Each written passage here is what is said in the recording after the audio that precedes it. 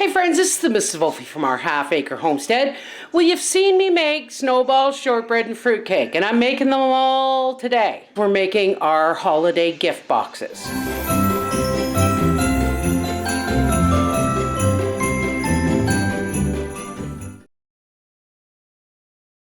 Let's get our fruit ready. Now guys, I never measure my fruit. I go by what I have.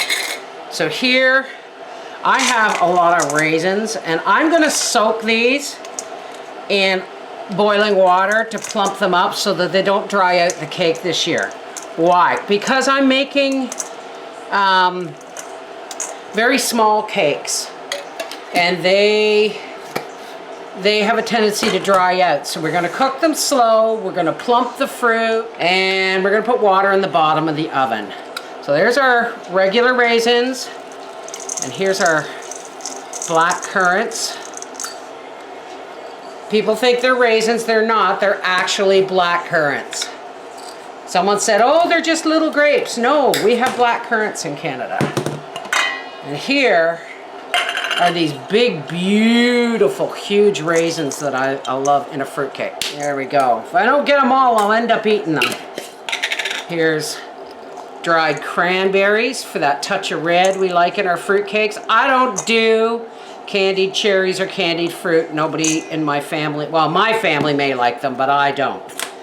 And so I make a more historical fruitcake. And here's our yellow raisins. All nice and colorful, see? And you know what? I honestly think we're gonna put the rest of our cranberries in there. Go. Bust them all up. These are my dried apricots. I gotta pour boiling water over them and let them soak while these soak before I slice these up. And we have chopped pecans and slivered almonds. Or sliced almonds, whatever you call them. Oh! Boiling water for our apricots, and we gotta soak them and then let it cool enough to handle. And here we're gonna plump the rest of our fruit in boiling water. We're just gonna let them soak for about an hour. Okay, so here's our soaked apricots and our soaked fruit. We're gonna drain these, and then I'm gonna cut these up with scissors into the fruit. Now, I'm sure you've all heard the story that this was my job.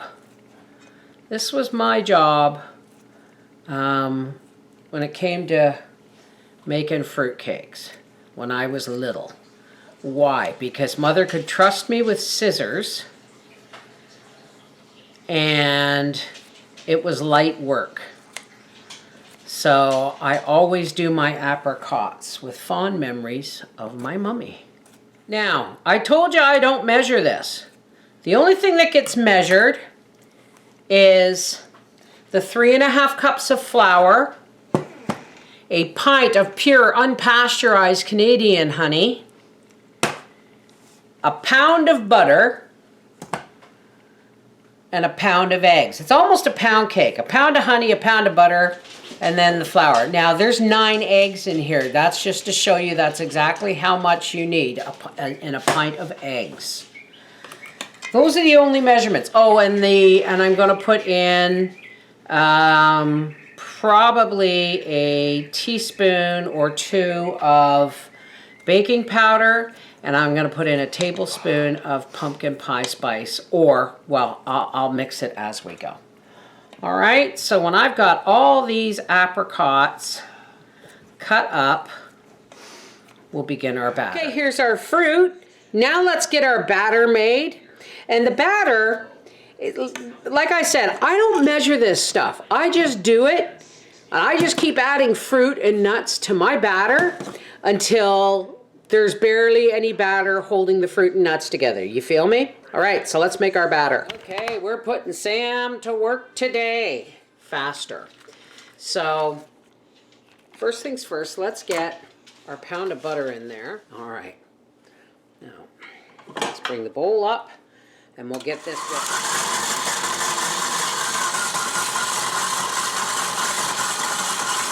And the bowl was wet. So the butter's not sticking. We're going to start pouring our honey in here. There we go. Now, we're going to pour in our eggs, slowly. 9 of them. 1 pint of eggs. Now, I'm using salted butter. If you use unsalted butter, add a teaspoon of salt to this recipe. Tablespoon of cinnamon. Or, you know, roughly 2 teaspoons. This isn't a true tablespoon. And 1/4 of that in ginger, or 1/3 of that in ginger. And about the same in allspice, and the same in cloves. You spice it however you like. I use basically pumpkin pie spice. We're going to switch out our whisk. Now we're going to start this on, whoops, get that mixed. And we're going to put this on stir because we don't want to shoot flour all over the house. We're going to dump in our flour and our baking powder and our spices. Like I said, this is a heavy batter. But isn't that beautiful? We're going to start adding our soaked fruit and our nuts. Sometimes you feel like a nut, which is pretty much every day in my house. Now, have a good look at how much batter's actually there and how much we basically only have enough batter to hold our fruit and nuts together. That's what makes a good fruit cake. Now you watch here. There goes all of our fruit. We're going to add in, I don't know, 1 or 2 of sliced almonds and some crushed pecans. Pecans, you call them whatever you want. I figure I'm putting in about 3 cups in here. And I could probably still get more fruit in there. Okay, I was going to do the cake pan thing. But the truth is, most of these are gifts. So I am going to use these little foil, little pot pie pans. Now here's a trick. You don't want to wash all of these, right? Just take the top one off, and there you go. All right? Remember, if you use this avocado oil spray from Costco, shake it really, really well, or you won't get spray. You'll get a stream. Here is our beautiful, what I call Christmas cake. I grew up calling it Christmas cake, not fruit cake. There's my oven. 250 degrees because we are working with honey,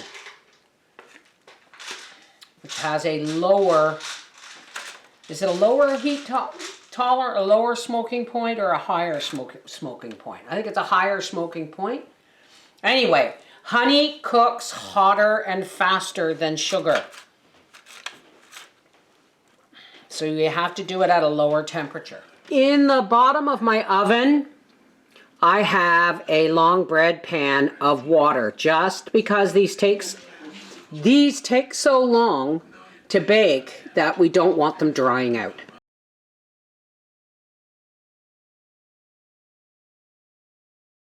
These are 2 little springform pans, and I saw these at the dollar store, and I just love them. But even though they are non-stick, I still want to spray them, and I'm going to put some parchment. Doesn't have to be perfect, it just has to go to the bottom of the pan. See where the pan is, this little pan sides, so that our cake will come. That's a perfect fit. Then we just put our little, just so that, you know, when we go to take it out, everything comes out nice and tight. This actually seems to have more batter than fruit because it's on the bottom of the pan. Oh yeah, that looks beautiful. Beautiful, Clark. Well, actually, that's not the way he said it. He'd say, beautiful, Clark. I could have used more foil pans, but I really just wanted to try these out. Hurt my hand. For 1 hour and 50 minutes, almost 2 hours.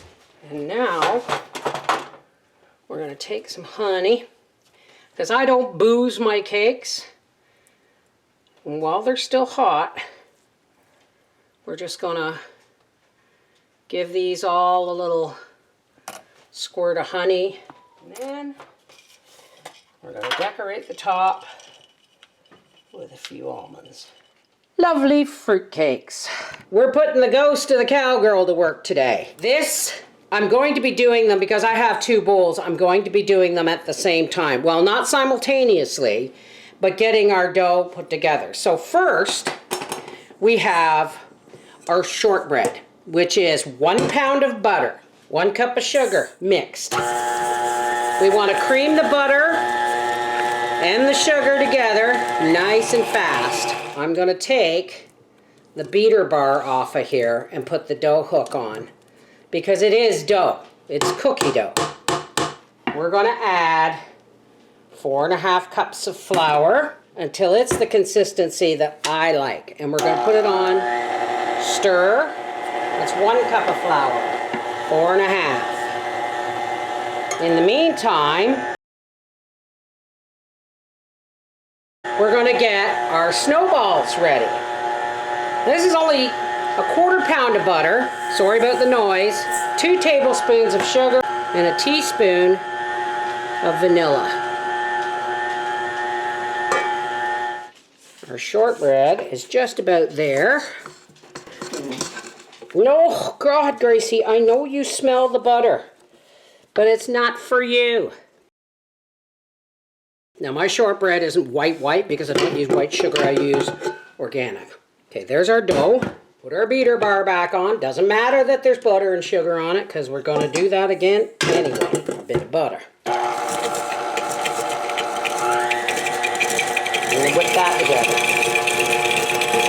1 cup of flour.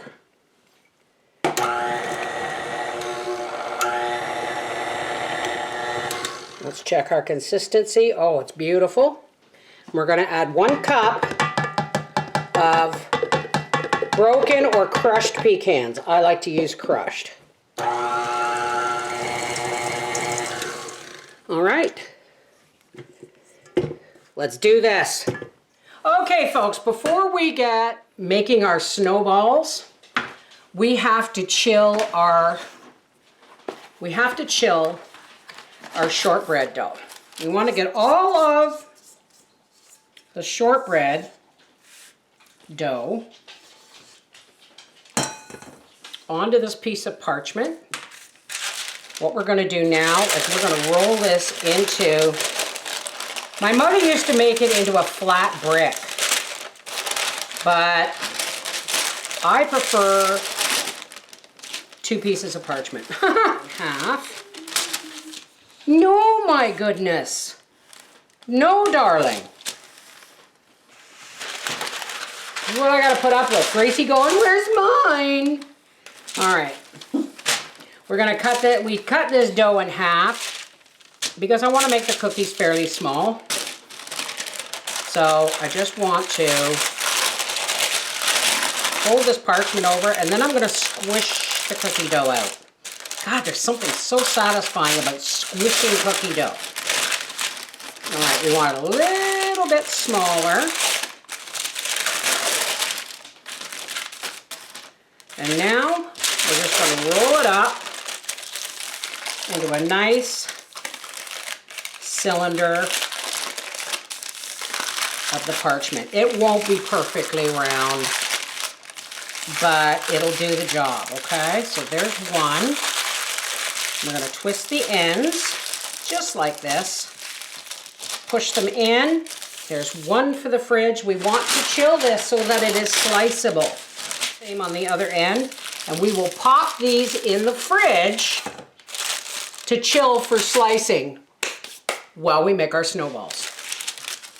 So here is our snowball cookie dough, and of course, our little cookie baller. We want them small because they will double in size once they go and absorb all of that wonderful icing sugar.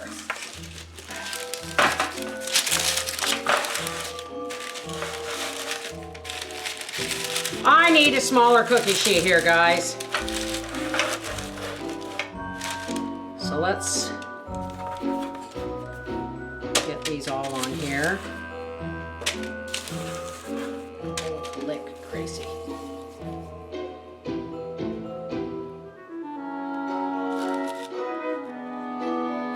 Okay, these are going into a 325-degree oven for 25 minutes. They do not brown in the baking. If they brown, you've cooked them too long. The timer has gone off, and we've got to let these sit for a few minutes to rest. We're going to check the bottoms. They're just lightly golden on the bottom. That means they're done. Let's get our icing sugar together. All right. They've sat for a few minutes. We're going to get our tub. Dump these cookies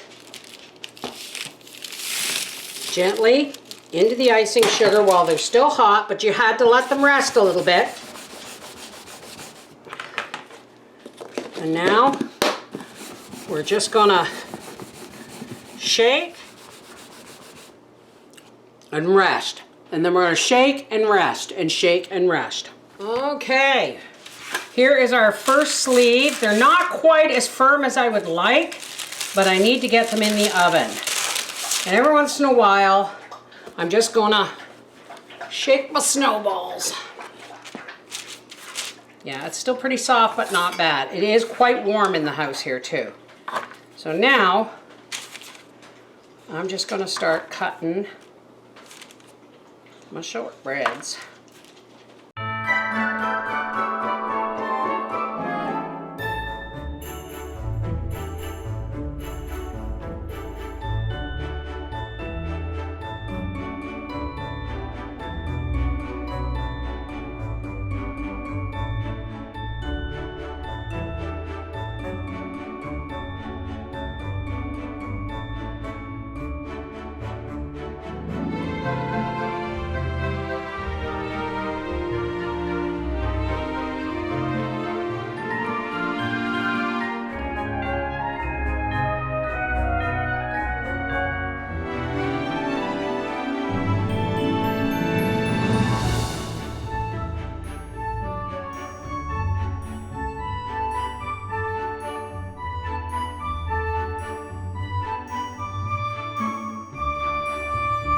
Go into a 370-degree oven for 10 to 15 minutes or until the bottoms are golden brown.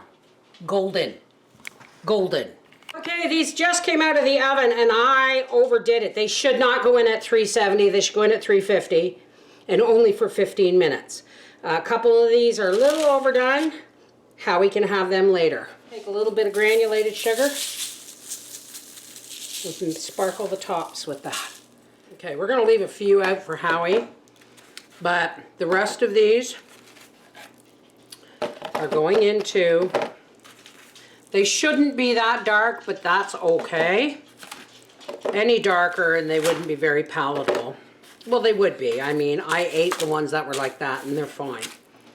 So we're going to put these in the freezer to completely chill.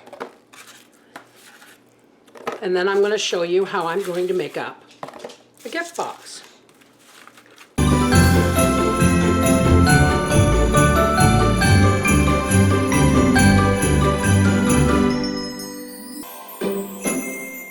Special announcement from 4 Jars. The folks at 4 Jars are having a Black Friday sale from 6 p.m. November 24th to the end of the day on the 28th.